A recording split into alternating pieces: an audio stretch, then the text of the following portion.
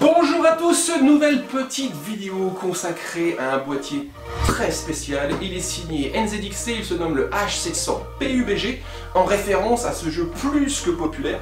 Donc ici on a un boîtier qui a une robe qui est très travaillée, mais également quelques éléments internes en référence à ce jeu.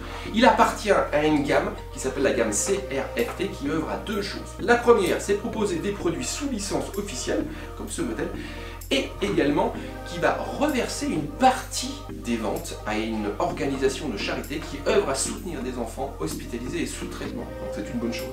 Donc ce que je vous propose au niveau de cette vidéo, c'est qu'on fasse un petit tour d'horizon de ses principales caractéristiques, et ce boîtier se positionne sur l'eau de gamme. Il est annoncé à 249,90 €. Sachez également que sa production est limitée, il n'y a que 2000 exemplaires et en plus chaque exemplaire est numéroté.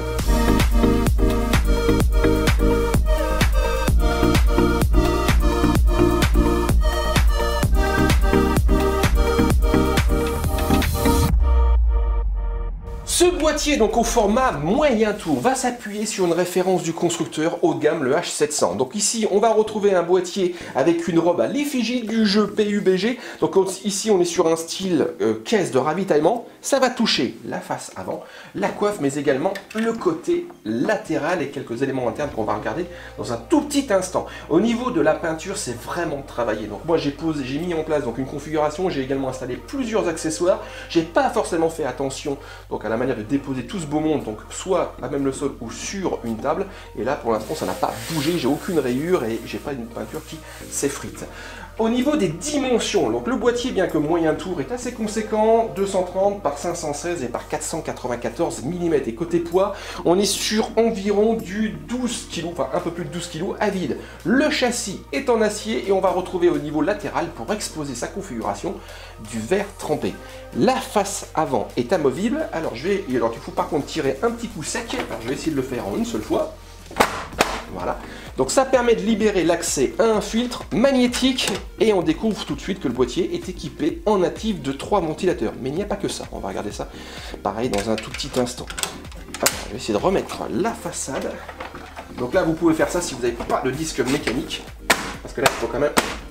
Voilà, taper un petit peu. Au niveau de la connectique, ça se place, ça se positionne sur le haut. Ici, on va retrouver des classiques jack audio micro-casque, 4 ports USB, dont 2 en USB 3, et on retrouve également un petit bouton power accompagné d'un anneau lumineux. On retrouve donc au niveau latéral ce fameux panneau en verre trempé, accompagné d'un petit liseré noir. Donc là, c'est juste pour cacher les différents éléments de fixation du châssis. Donc bon point. Par contre, faites attention, il n'y a pas de système retenant le panneau une fois qu'on a enlevé les 4 vis à main. Donc là, il tombe directement, et comme c'est du verre trempé, prudence. Au niveau de l'architecture, c'est du moderne avec 2 chambres. La chambre principale qui va accueillir bien sûr la carte mère et ses différentes cartes filles. Donc on va peut-être parler de la chambre principale. Au niveau de l'espace pour la cartographie, donc là déjà j'ai une belle bête, mais le boîtier est capable d'accueillir jusqu'à du 413 mm au niveau de la longueur. Et au niveau du refroidissement processeur, donc là je travaille en water cooling, mais on peut installer un ventirad, et sur ce point on peut installer une belle bête, 185 mm de disponible. Au niveau de la ventilation, on l'a vu tout à l'heure, 3 ventilateurs 220 positionnés à l'avant qui vont aspirer de l'air frais. Ce sont des AER F120 paramétrés au maximum à 1200 RPM, et on va retrouver à l'arrière un 140 mm, donc un AER F140, capable lui de turbiner à 1000 RPM, et sa mission est d'extraire de l'air chaud. On retrouve également des supports dédiés format 2,5 pouces pour installer un SSD ou un disque dur. Donc là au niveau de la fixation, c'est assez rapide, petite pression, on enlève, on fixe et on remet, donc très rapide. Petit élément de design, c'est un cache-câble rouge en métal avec la référence PUG. Petite ici orifice permettant une communication et surtout l'installation d'un radiateur de water cooling. On fait juste un demi-tour du boîtier juste pour découvrir le câble management qui est assez évolué.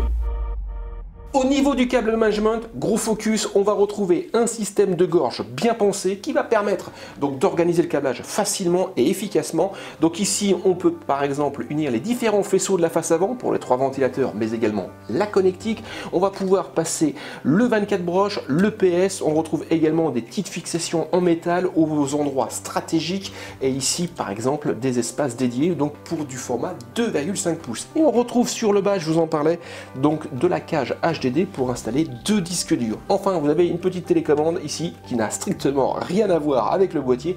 Elle accompagne juste le water cooling. Enfin, le boîtier respire avec un système d'évent latéral légèrement incliné. Donc là, ça travaille un petit peu au niveau design. Et dernière petite remarque, on a vu que la face avant était filtrée et on retrouve également un filtre ici à l'arrière au niveau du bloc d'alimentation. On a donc terminé ce petit tour d'horizon de ce fameux H700 PUBG, donc un boîtier très particulier aussi bien au niveau de sa finalité qu'au niveau de son design.